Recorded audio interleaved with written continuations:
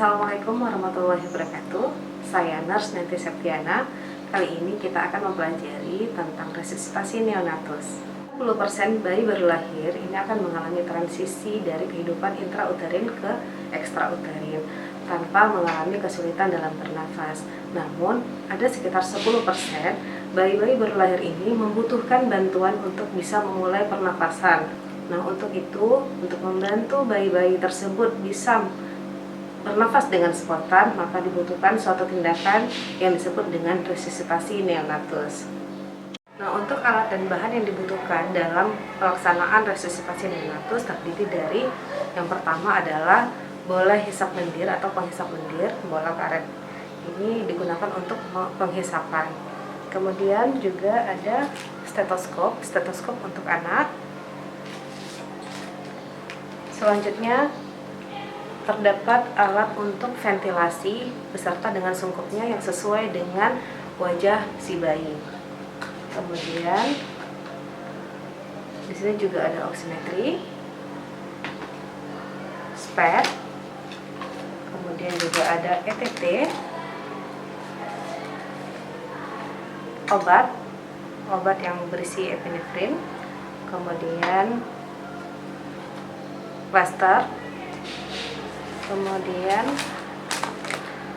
sarung tangan steril, dan juga laringoskop. Laringoskop ini dipakai jika bayi tersebut membutuhkan intubasi pada saat dilakukan resusitasi. Nah, selain itu juga kita juga membutuhkan selimut dan juga handuk yang digunakan untuk menghangatkan dan juga mengeringkan bayi. Nah, selain handuk, kita juga membutuhkan satu buah kain yang digunakan sebagai bantalan diletakkan pada area bahu bayi. Nah, adapun diagram alur dari resusitasi neonatus ini terdiri atas 4 blok. Yang pertama adalah blok penilaian awal, kedua adalah blok airway atau jalan nafas, yang ketiga adalah blok breathing, yang keempat adalah blok circulation. Nah, untuk penilaian langkah awal kita menentukan apakah bayi ini cukup bulan atau tidak, kemudian apakah bayi ini menangis atau bernafas, dan apakah bayi ini bergerak aktif atau bugar. Nah, jika salah satu di antara ketiga penilaian awal ini mengalami gangguan atau dengan jawaban tidak, maka kita akan melakukan resusitasi neonatus. Selanjutnya kita akan masuk ke blok yang kedua, yaitu blok A, blok airway. Nah, di sini kita menggunakan metode HIK, yaitu metode yang kepanjangannya dari H itu adalah hangatkan bayi dengan menggunakan infant warmer. Kemudian A itu atur posisi bayi dengan posisi semi ekstensi, ya, dan dibantu dengan menggunakan kain yang diletakkan di bawah bahu bayi, bukan di area leher ataupun di bagian kepala, tapi di bagian bawah bahu untuk membantu mengekstensikan sedikit dari kepala bayi. Kemudian I itu adalah hisap lendir dengan menggunakan balan penghisap mulai dari mulut sampai kemudian dilanjutkan ke hidung.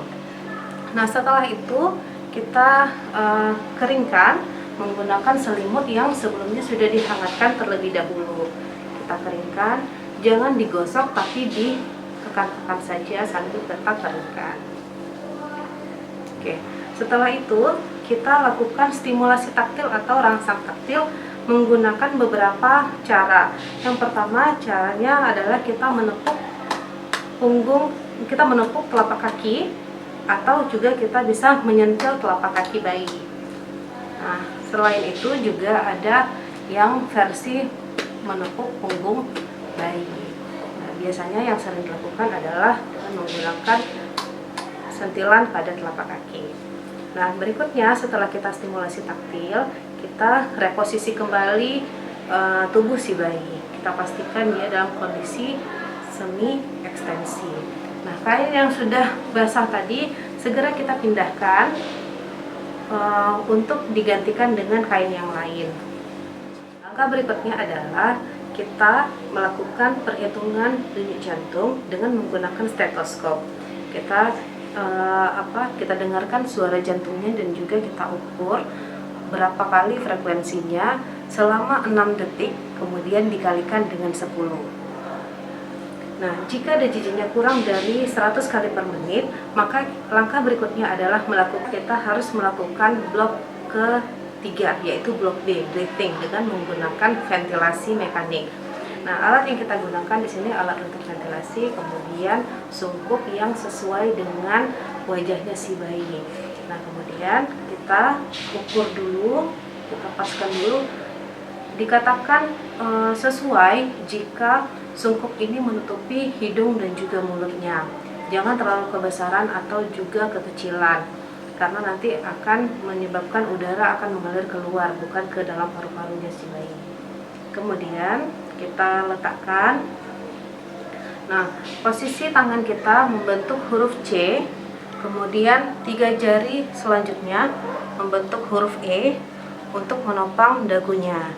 Kemudian kita lakukan ventilasi dengan irama 1 2 3 2 1 2 3 3 1 2 3 4 1 2 3 5 1 2 3. Nah, ini dilakukan dengan kecepatan 40 sampai 60 kali per menit menggunakan konsentrasi oksigen 20% di udara yang normal. Oke, berikutnya setelah kita melakukan ventilasi, kita hitung DJJ-nya. Jika masih kurang dari 100 kali per menit, maka kita harus mengkoreksi ventilasinya. Nah, dengan metode Sri BTA. Yang pertama adalah sungkup melekat erat, kemudian reposisi kembali, hisap lendir, buka mulutnya, kemudian tekanannya dinaikkan, dan yang terakhir adalah alternatif jalan nafas. Nah, ini sungkupnya tetap diletakkan seperti ini, pastikan dengan posisi yang tepat. Kita lakukan ventilasi ulang. 1 2 3 2 1 2 3 3 1 2 3 4 1 2 3 5 1 2 3. Nah, sesudah itu kita lakukan juga 40 sampai 60 kali per menit dan dilanjutkan dengan pemeriksaan denyut jantung. Jika denyut jantungnya itu kurang dari 60 kali per menit, maka kita harus mempertimbangkan dilakukannya kompresi dada dan juga ventilasi, atau juga bisa dilakukan, kita pertimbangkan intubasi. Nah, saat ini kita akan melakukan kompresi dada plus dengan ventilasi. Nah, kompresi dada ini dilakukan oleh 2 orang, 1 orang sebagai pengkompresi, 1 lagi menggunakan sebagai pemegang ventilasi. Langkah yang terakhir adalah circulation atau block circulation dengan melakukan kompresi dada. Kompresi dada ini merupakan kompresi ataupun penekanan pada tulang dada secara reguler. Nah, di sini bisa kita melakukannya dengan 2 teknik, yaitu teknik 2 jari seperti ini, ya, atau teknik ibu jari seperti ini. Nah, kemudian pada saat kita melakukan kompresi membutuhkan bantuan 1 orang untuk melakukan ventilasi. Yang tadi karena saya sendiri, saya menggunakan ventilasi. Nah, sekarang karena perubahan posisi, maka saya yang berperan di bagian kompresi dan 1 orang lagi di bagian ventilasi. Nah, selanjutnya untuk pengukuran di mana letak kita akan melakukan kompresi, yaitu dengan mengukur dari kedua puting susu bayi, kemudian dengan tulang sifoid. Nah, di sini sepertiga bawah dari tulang dada, ya, di bagian sini. Kemudian kita lakukan kompresi. Nah, di sini pada kompresi terdiri atas 1 siklus itu 3 kompresi dan 1 ventilasi. Ini dilakukan selama 60 kali per menit. Oke, kita lakukan 1 2 3 1 2 3 1 2 3 3 1 2 3 4 1 2 3 5 1 2 3 6. Nah, ini dilanjutkan sampai 1 menit. Nah, selanjutnya setelah kita melakukan kompresi, kita cek kembali denyut jantungnya. Nah, jika denyut jantungnya itu lebih dari 60 kali per menit, sampai dengan 100 kali per menit, maka kita harus menghentikan kompresi dada, namun ventilasi tetap dilanjutkan. Nah, jika dia lebih dari 100 kali per menit, maka ventilasi tekanan positif dan juga kompresi dihentikan secara bertahap dan dilanjutkan dengan perawatan sesudah resusitasi. Nah, namun jika bayi denyut jantungnya itu berada di bawah kurang dari 60 kali per menit, maka kita harus melakukan intubasi dan juga pemberian obat epinefrin melalui vena umbilicalis menggunakan kateter. Demikian pembelajaran resusitasi neonatus pada hari ini. Wassalamualaikum warahmatullahi wabarakatuh.